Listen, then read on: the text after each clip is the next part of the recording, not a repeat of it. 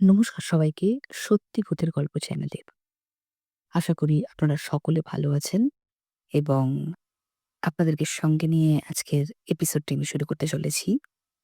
আজকে আমি পাঠ করব মলয়শঙ্কর দাশগুপ্ত সম্পাদিত 'সত্যি ভূতের গল্প' বই থেকে একটি গল্প। যেটির লেখক হলেন প্রেমেন্দ্র মিত্র। আপনারা সকলেই তাকে চেনেন। আমাদের সকলের শ্রদ্ধেয় প্রেমেন্দ্র মিত্র এবং তার লেখা 'তেনারা' শুরু করা যাচ্ছে। ফ্যাঁস! না, আওয়াজটা ঠিক বোঝা গেল না। শুধু লেখা অক্ষরের মারফত বোঝানো যায়ও না বোধহয়।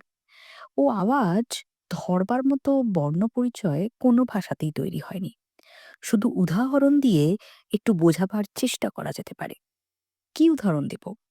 এই যেমন একজোড়া কোরা কাপড় মাঝখান থেকে ধরে দু হাতে ছিঁড়ে দুফাক করা। না, শুধু তাই নয়, সে কাপড় ছিঁড়ে দুফাক করার শব্দের সঙ্গে একটা ডুকরে উঠতে যাওয়া কান্নাকে যেন পেঁচানো ছিপি ঘুরিয়ে চেপে দেওয়া। আওয়াজ যেমনই হোক, ভড়কালাম না। ভড়কাবো কেন? খুঁজে পেতে সাধ করে এমন একটা ডার্ক সাইটে কমসে কম ২০০ বছরের পোড়ো বাড়িতে রাত কাটাতে এসেছি। এমন দু চারটে বুকের রক্ত জলকারা আওয়াজ শুনতে হবে না? এই আওয়াজ তো শুধু উপক্রমণিকা মাত্র। তারপর যা হতে পারে তার জন্যই তৈরি থাকা দরকার। টর্চটা তাই একবার জেলে পরীক্ষা করে নিলাম। হ্যাঁ, ব্যাটারি একেবারে নতুন।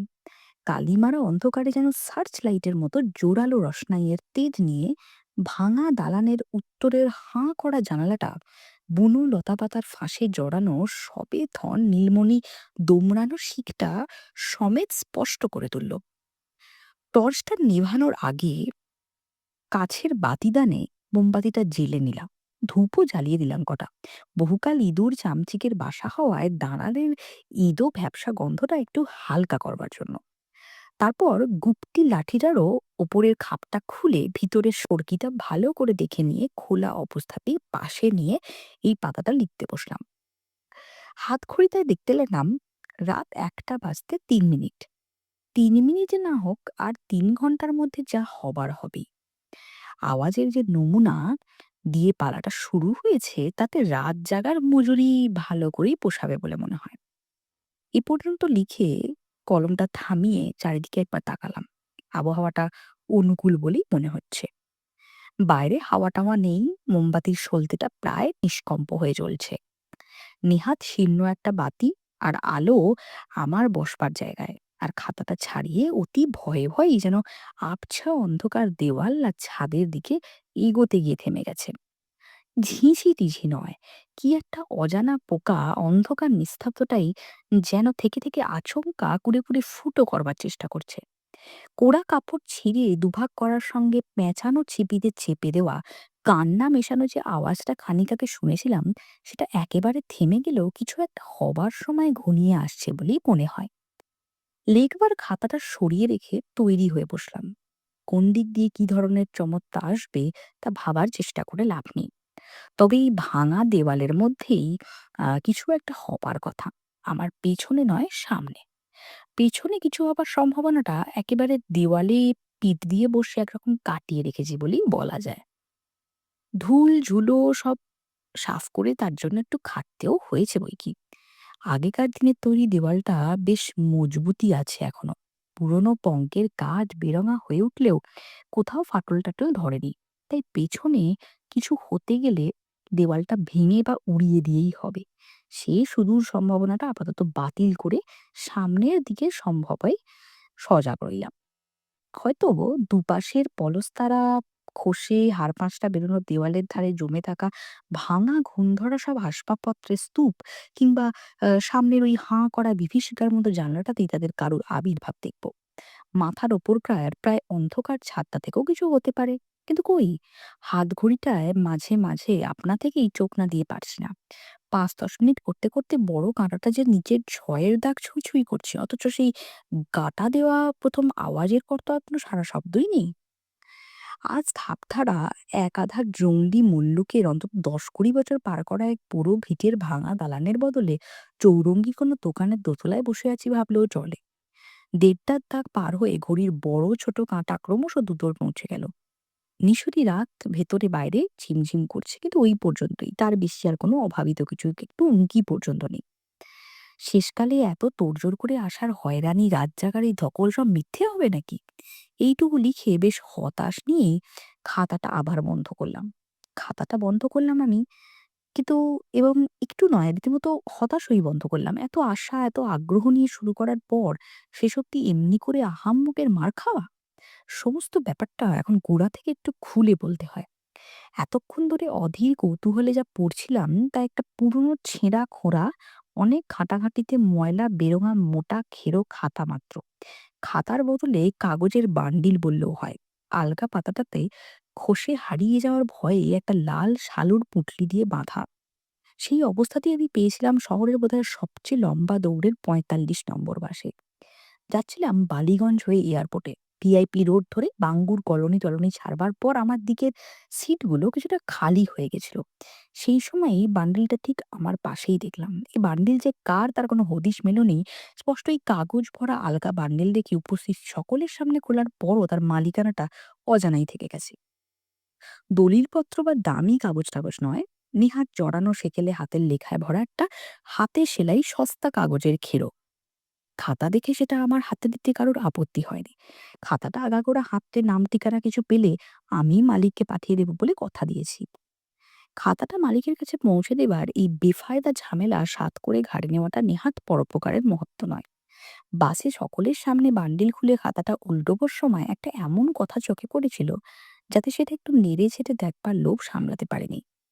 বাড়িতে এনে আগাগোড়া নেড়েচেড়ে দেখেও সেই কথাটুকুর বেশি লেখক বা মালিকের নাম ঠিকানা কিছুই উদ্ধার করা সম্ভব হয়নি। খাতার মধ্যে ছোট চিরকুট গোছের একটা চিঠির খসড়া, সেটা পেয়ে তা থেকে কিছু হদিশ পাবার যে আশাটুকু হয়েছিল, চিঠি পড়বার পর তাও বরবাদ হয়ে গিয়েছে। চিঠির চিরকুটটি খাতার লেখক ও মালিকেরই যে লেখা সে বিষয়ে কোনো সন্দেহ নেই, কিন্তু কাকে লেখা হচ্ছে বা কে লিখছে তার কোনো পরিচয় সেখানে মেলেনি। চিঠিটি এইরকম: কল্যাণ বরেশু সরকার ভায়া, তুমি যে আস্তানার খবর দিয়েছ সেটা লোভনীয় বলেই মনে হচ্ছে। জোগাড় যন্ত্র সব করে রাখো, আসছে অমাবস্যার দিনই গিয়ে পৌঁছাচ্ছি। আপাতত আগের বৃত্তান্তগুলি লিখে ফেলতে ব্যস্ত। ওসব জমি জমার হিসাবপত্র বড় কর্তাকে বুঝিও, অমাবস্যার জন্য তৈরি থেকো, আশীর্বাদ নিও, ইতি মেজ কর্তা। চিঠিটা কোনো কারণে ফেলা হয়নি বলে এই মেজ কর্তা নামটুকুই শুধু পেয়েছি। এই মেজ কর্তা নামটুকু বাদে আর যে কথাটি প্রথমেই পেয়েছিলাম সেটা হলো মোক্ষম। কথাটা হলো ভূত শিকার। হ্যাঁ, মেজকর্তা যেই হন তিনি এক সৃষ্টি ছাড়া মানুষ। ভূত শিকারই তার নেশা। আদার পাদার বন বাদার যত পেয়ারা বিদঘুটে জায়গায় হোক, হদিশ কিছু পেলেই তিনি ভূত শিকার করে বেড়ান। এই খাতা তার সেই সব শিকারের বৃত্তান্ত। খাতার গোড়ার পাতার ভূমিকায় এই পরিচয়টুকু পেয়েই সত্যিকার রুদ্ধ নিঃশ্বাসে মেজকর্তার পুঁথি পড়তে শুরু করেছিলাম। কিন্তু একই ধরনের ঘাটের কাছে এসে ভরাডুবি। তবু শুরু যখন করেছি তখন যেমন করেই হোক শেষ করার জন্য পাতা উল্টে বাকিটা পড়বার চেষ্টা করলাম। পড়বার আকর্ষণ কিছু নেই। মেজকর্তা নিজেই তার আশা ভঙ্গ নিয়ে ঘ্যান ঘ্যান করছেন। কিন্তু খাতা বন্ধ করে রেখি বা লাভটা কি? ঘড়ির কাঁটা ঘুরেই চলেছে। রাত এখন প্রায় ৩টে। কিছুই যে হচ্ছে না, সেটাও লিখে যাওয়া দরকার। এমনভাবে যে রাতটা শেষ হবে তা ভাবতেও পারা যায়নি। যা হলো তা যেন বড় বেশি আশা করার মুখে ভাগ্যের থাপ্পড়। এমনটা যে হতে পারে তার একটু আভাস একেবারে পাইনি এমন কিন্তু নয়। অবশ্য অখাদ্য স্টেশনটায় নেমে সাইকেল রিক্সা ভাড়া করার সময় কাছাকাছি অনেকে যে অবাক হয়েছিল তা দেখে অখুশি হয়নি। তাদের একটু সন্দিগ্ধ জিজ্ঞাসাতেও না। কোথায় যাবেন বাবু? নৈহারের ৫ কুঠি? হ্যাঁ, কিন্তু নৈহার যে শুধু জঙ্গল বাবু, আর ৫ কুঠির একটাই শুধু ঘাড় মুখ গুজে পড়বার জন্য কোনো রকমে খাড়া থেকে ধুঁকছে। তবু রিক্সা একটা পেয়েছিলাম শেষ পর্যন্ত। রিকশাওয়ালার গরজ আর সাহস অন্যদের চেয়ে একটু বেশি। সেও কিন্তু নৈহারের ৫ কুটিতে পৌঁছে দিয়েই চলে যাবার করারে সওয়ারি করেছিল। বেশি ভাড়ার লোভ দেখিয়েও তাকে সকালটা পর্যন্ত অপেক্ষা করতে রাজি করানো যায়নি। রাস্তায় ৫ কুঠি নিয়ে তার সঙ্গে একটু আলাপ করবার চেষ্টাতেও বিফল হয়েছি। নৈহারের এই জলা জঙ্গলটা ভালো জায়গা নয়, আর ৫ কুঠিতেও তার বাপ দাদারা কখনো মানুষের বাস দেখেনি। এর বেশি সে কিছু জানে না বা বলতে রাজি হয়নি। কেন এই ঘোর অন্ধকার রাতে ৫ কুঠিতে আমি যাচ্ছি সে জানতে চায়নি একবারও। পাঁচকুঠি পোড়ো ভিটের কাছ বরাবর আমার লাঠি আর কাঁধের ঝোলাটা নিয়ে রিক্সা থেকে নামবার সময় অন্য সেই রিক্সাওয়ালাকে আমি দেখেছিলাম। আমার জন্যই যেন সে অপেক্ষা করছিল ওখানে। আমাকে অমন জায়গায় একা নামতে দেখে অবাক যদি সে হয়ে থাকে, তার কথায় কিন্তু তা বোঝা যায়নি। কেন যে ওখানে নামছি নিজে থেকেই যেন বুঝে নিয়ে সে একটু সহানুভূতির স্বরে শুধু বলেছিল, "৫ কোটিতে রাগ চাপবেন তো? তা জাগুন গিয়ে। কিন্তু টেনাদের কাউকে পাবেন না।" টেনাদের? আমি একটু বিরক্তি আর না বোঝার ভান করে বলেছিলাম, "তেনারা? কি বলছো তুমি? কাদের কথা বলছো?" ওই যাদের সবাই ডরায় আবার খোঁজেও, অন্ধকারে লোকটার মুচকি হাসি যেন তার গলার স্বরে ফুটেছিল। সোজা করেই তাহলে বলছি। বলছি, আমাদের ভূত পেত্নীদের কথা। তারা এখানে নেই। মেজাজটা এবার সত্যিই একটু গরম হয়েছিল। বিদ্রূপ করে বলেছিলাম, "তারা নেই তো কি হয়েছে? আমি যে তাদের খোঁজে এসেছি তোমাকে কানে, কানে বলেছি নাকি সে কথা?" আগে না, তা বলবেন কেন? লোকটা লজ্জা পেয়েই অন্ধকারে যেন জিভ কেটেছিল। "বেয়াদবি, আমার মাফ করবেন।" এইটুকু বলে লোকটা হঠাৎ যেন কান খাড়া করে একটু টান হয়ে দাঁড়িয়ে বলেছিল, "শুনতে পাচ্ছেন তো?" ভাড়া নিয়ে আমার রিক্শাওয়ালা তখন ফিরে যাচ্ছে। সেদিকে চেয়ে রুক্ষ গলাতেই বলেছিলাম, "কি?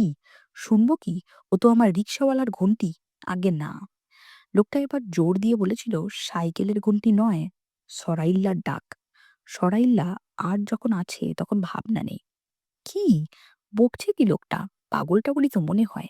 একটু ধমকের সুরেই বলেছিলাম, "কি সব বাজে বকছো? সরাইল্লা আবার কি?" "আগে সরাইল, কুকুর। ওই শুনুন না।" লোকটা পোড়া ৫ কুঠির ভিতের দিকে আঙুল দেখিয়েছিল।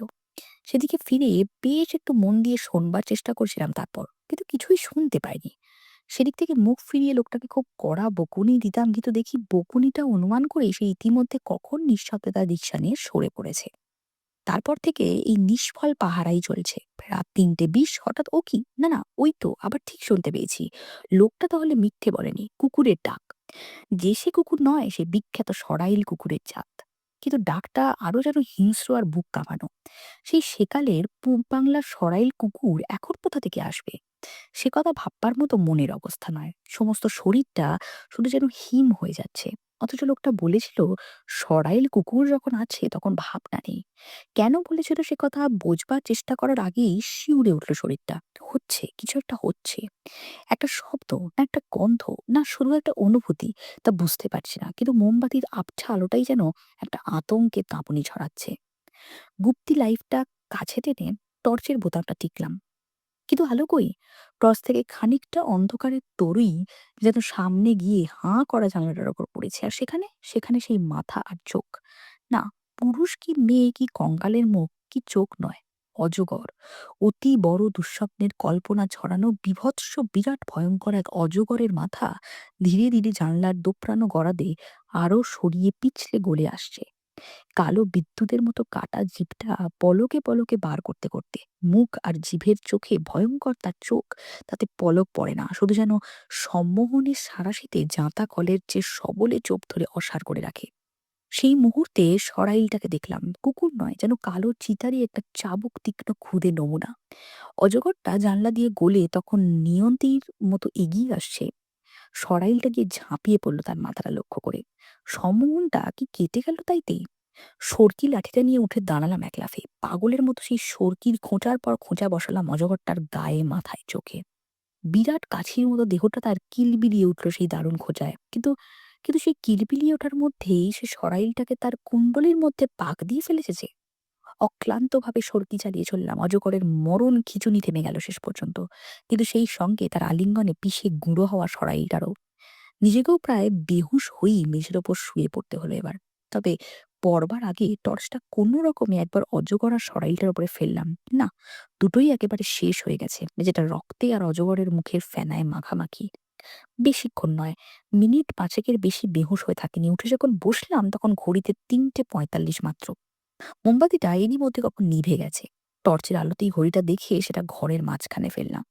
একটা অস্ফুট চিৎকার আপনা থেকে গলা ঠেলে বেরিয়ে এলো তৎক্ষণাৎ। হ্যাঁ, যা ভাবতেও পারিনি সামনে তার প্রমাণ। মেঝের ওপর রক্তমাখা ক্ষত বিক্ষত অজগর কি তার আলিঙ্গনে পিষে গুঁড়ো হয়ে যাওয়া সরাইল কুকুরটার চিহ্ন মাত্র নেই। মাত্র ১০ মিনিটের মধ্যে তারা একবারে নিশ্চিহ্ন হয়ে যাওয়ায় হাওয়ায় মিলিয়ে গেছে যেন। তার মানে তেনারা বলতে যা বুঝি সে ধারণাটা আরও ছড়াতে হবে। নইলে পাঁচকুঠির কোনো আত্মীকালের ওরা এমন করে হঠাৎ আমায় দেখা দিয়ে যাবে কেন? এই কাহিনীটি চোখে পড়লে মেজকর্তা উপযুক্ত প্রমাণ দিয়ে তার খেরো খাতাটা দাবি করতে পারেন। লেখাটি সেই উদ্দেশ্যেই ছাপানো। আর আমি তো গেঞ্জি পরে শুয়েছিলাম, তাহলে আমার গায়ে লম্বা হাতা সিল্কের শার্ট কেন? আশা করি আপনাদের গল্পটা খুব ভালো লেগেছে। একটু বড় গল্পটা, কিন্তু আশা করি আপনারা অনেক ধৈর্য দিয়ে শুনবেন এবং আমাকে অবশ্যই জানাবেন আপনাদের কেমন লেগেছে। এবং আপনারা সকলে ভালো থাকবেন এবং ওয়েট করবেন আমাদের পরবর্তী এপিসোডের জন্য। ধন্যবাদ।